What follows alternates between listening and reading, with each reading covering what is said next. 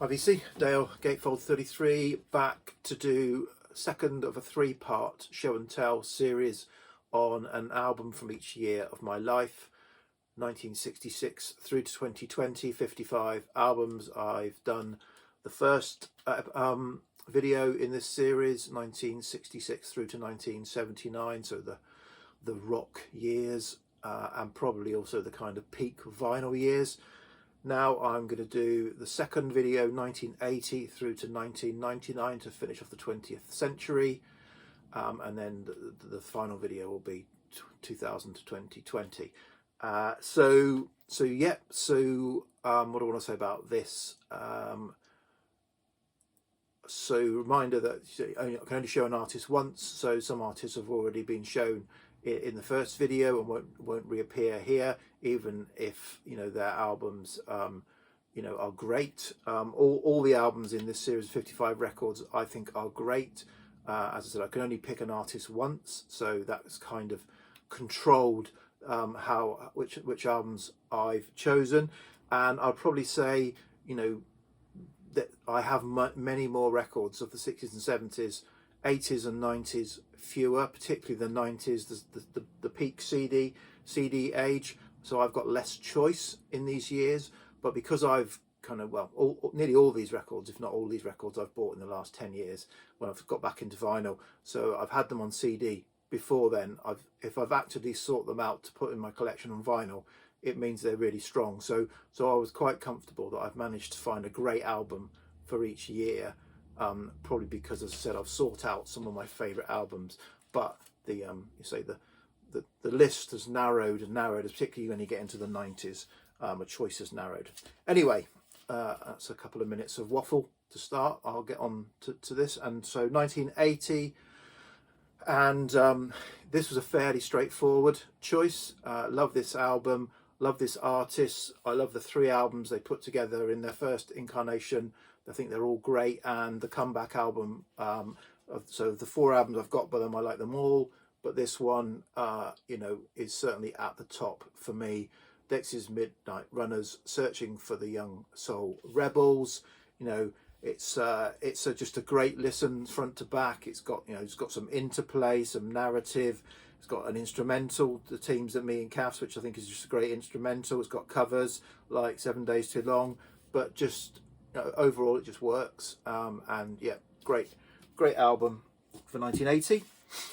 1981, so I didn't have a massive amount for 1981, but this album I was lucky enough to find about 4 years ago on vinyl, having only discovered the artist about 5 or 6 years ago when I bought a 3 CD or 4 CD box that sort of had their first few albums and EPs.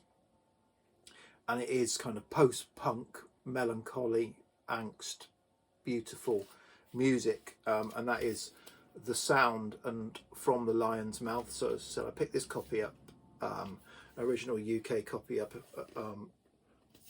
3 or 4 years ago. So Adrian Boalman's singing, tragic life, died very young, but he kind of really does sort of chime with me with his as I said, melancholy post-punk sound. 1982, and I tried to pick a different album by this artist, but it didn't work, and so I've come back to probably what is my favourite album by this artist anyway, and I've shown it many times before, so I won't spend too long. But 1982, Kate Bush, The Dreaming. I did try and get Hounds of Love in for a bit of variety, but it just didn't work with the other choices. But this is a fantastic album, bonkers album. Kate left her own devices in the studio, came up with this, what was seen at the time as complete madness probably, but has certainly grown in stature. Okay, 1983 was one of the years that I had quite a narrow choice, but I was managed to pick a great album by a great artist who I would have wanted to get in somewhere. So I'm happy that I could make this one fit. It probably would be in my top 5 albums by this artist, but not top, is Tom Waits. This is Swordfish Trombones. A great album. you know, 16 shells from a 30-06, shore leave, you know, just really great, typical mad Tom Waits. Just I've got loads of albums by Tom Waits, most of his catalogue, so happy to get an album in by him.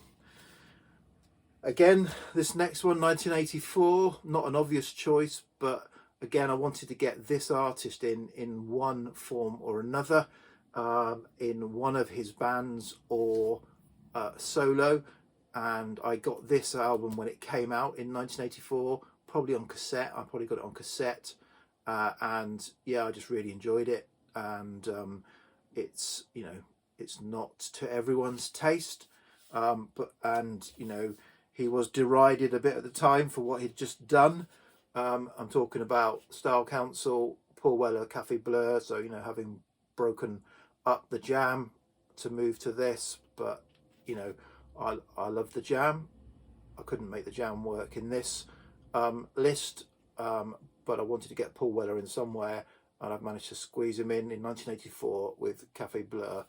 Again, a very varied album, but enjoyable album to me.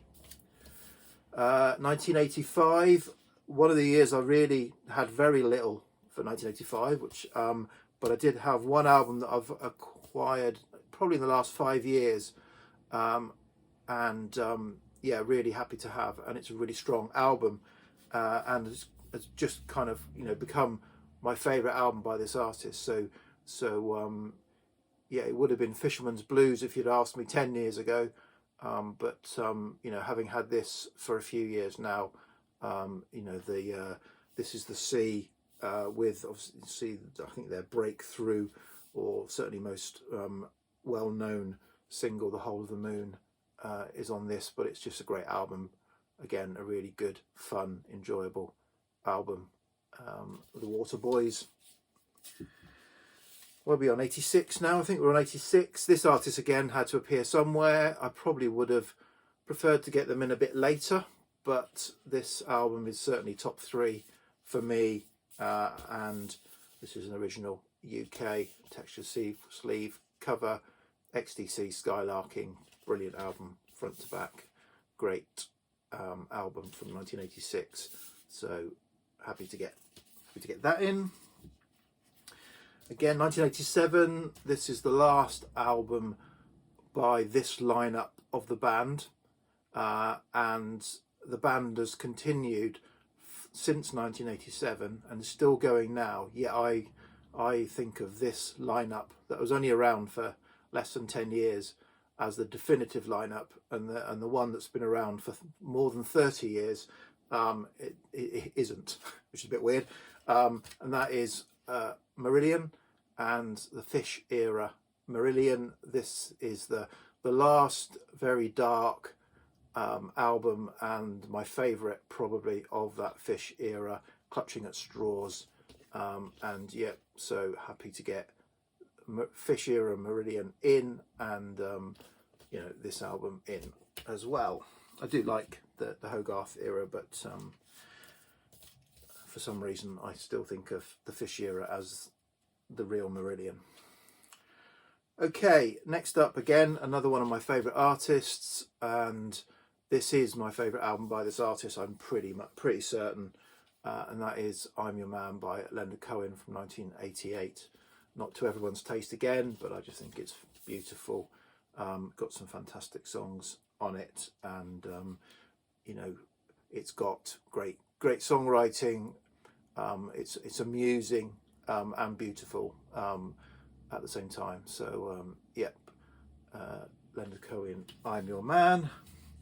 And kind of in a similar vein, if that's possible to say that without kind of some kind of heresy, but an album I've shown many times, probably certainly my top 3 Bob Dylan albums, or top 5 Bob Dylan albums, and I do really love the later period Bob Dylan. You know, so from here through to today, you know, there are half a dozen, or 4 or 5 really strong Bob Dylan albums that I absolutely love. But I keep coming back to this one, 1989's Oh Mercy. Love the production, the Lanois production on this, and yeah, it's a great set of songs. is that. 1990, I'm running out of light. I don't know if I'll get the next video in. I might have to do it tomorrow. 1990, and this is my favourite album by this artist. How many times have I said that now? I shouldn't stop saying that, really. Yeah, great album.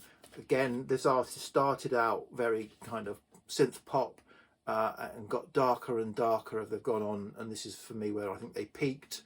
You know, the next couple of albums were still good, but Depeche Mode, Violator, absolutely stellar dark synth pop album. This is a very battered, it's a VG plus just about vinyl, but pretty battered original copy. I do have a reissue as well, yeah, Depeche Mode, Violator. Okay, moving into the 90s now, 1991, and we're going to go a bit trip hop, and this is this is an original copy of Massive Attack's Blue Lines, probably my second favourite Massive Attack album, but this is where Massive Attack fitted into the 90s.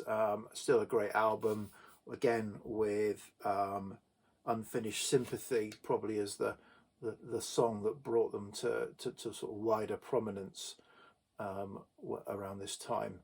But yeah, Massive Attack, sort of certainly their first three albums are superb.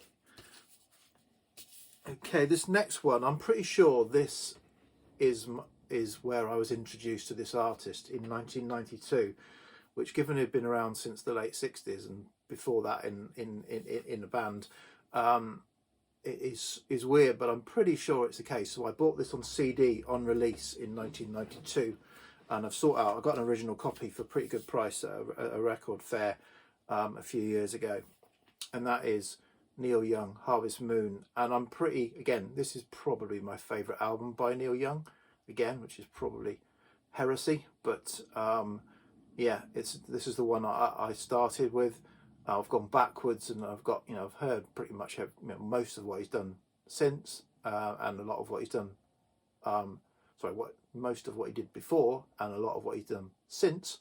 But I love this album because it's the one that I remember getting and hearing new and fresh. Okay, this next one is 1993. Again, another artist. I love My Melancholy. This is just beautiful, otherworldly, not worldly, but otherworldly singing. And this is my favourite album by this artist. God, he said it again. And this is Dead Can Dance, Into the Labyrinth. This is a Mo-Fi press. I've got many Mo-Fis. I've only got half a dozen at most, if less than that. So yeah, Brendan Perry, Lisa Gerrard, originally Australian, did most of their work in the UK. Beautiful. They tend to kind of have sort of otherworldly instrumentation going on, and they tend to alternate vocals, do male vocal, female vocal, rather than do duets. But yeah, they just sing in just this, both of them sing in this just beautiful otherworldly style. So that is 93. 94, back to trip hop. Happy with this. This is a brilliant album. Portishead, Dummy, my favourite album by Portishead. God, stop saying that now. And my favourite album of 94, pretty much, from memory. Brilliant album. Glory Box. Well, all of it really. It's just a great listen, all the way through. Okay, this next one is, I would have preferred to put another album on by this artist, but 1995, I didn't have much, and I was thankful for the reissue campaign that I had this, because this is certainly a top 3 album by this artist, and I've really been getting into this artist through their vinyl reissue campaign over the last couple of years. So happy to have this now on vinyl, and that's PJ Harvey's To Bring You My Love.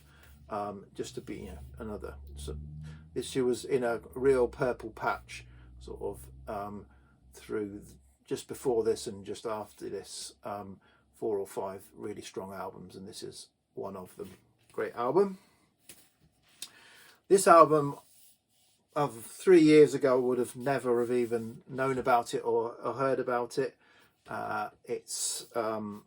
This is a reissue, the first time on vinyl from a 20th anniversary reissue. It came out in 2016, and yeah, just so this artist, Francois Hardy, this is Le Danger, and this is a kind of pop rock album, really enjoyable pop rock double album by Francois Hardy, who, you know, obviously most notable for sort of the French yay chanson stuff of the 60s, but, you know, has produced some really great, beautiful albums from, you know, La Question in the sort of, was it 70, 71, and a few, you know, several since, but this just really enjoyable, and, you know, an album that surprised me when I got it, and I sought it out on vinyl, this reissue. Okay, 97. This artist had to appear somewhere. This is, again, a top 3 album for me by this artist. Probably not my favourite, but happy to put this in for 1997. And Nick Cave and the Bad Seeds, The Boatman's Call. This is a brilliant album, but he's done several brilliant albums, or they've done several brilliant albums. But yeah, just, again, the dark, melancholy, brooding, beautiful, lush sort of songs that they come up with, particularly in the sort of mid-90s and onwards. You know, it's gone from strength to strength. It's not really put a bad album out in the last 20-30 years, but great album. Okay, this album I bought on release on CD, and therefore is my go-to album, my favourite album by this artist. But I've subsequently went back and bought the couple of albums before it, and I've bought a number of albums since, but this is the one that started it for me and still my favourite. The Boy with the Arrow Strap, Belle and Sebastian, Scottish indie pop, sort of folky pop to start with, went more poppier as they've gone on. I prefer their earlier stuff, but this is the sweet spot for me, I think. Yeah, I prefer their earlier stuff, sort of in the 90s through to the early 2000s, but this for me is still the peak. The Boy with the Arrow Strap, Belle and Sebastian. And then finally, again, an artist that had to appear somewhere, could have appeared right back in the 60s when, as part of a band, part of a duo in the 70s, and has been a solo artist right through to today. But this is probably my favourite solo album by this artist, and lucky enough to get this kind of rather lavish reissue. So this is Richard Thompson, Mock Tudor from 1999. As I said, this is a sort of book based double album, double vinyl that I picked up a few years ago. But I had it on CD. There's another album I bought on CD when it came out, and yeah, absolutely great album, Mock Tudor by Richard Thompson. So that is the end of the 20th century in my life. So we'll come back, let's say maybe tomorrow, if there's enough light I might try and do it now. Come back and do the 21st century, 2000 to 2020. Okay, this each is bye.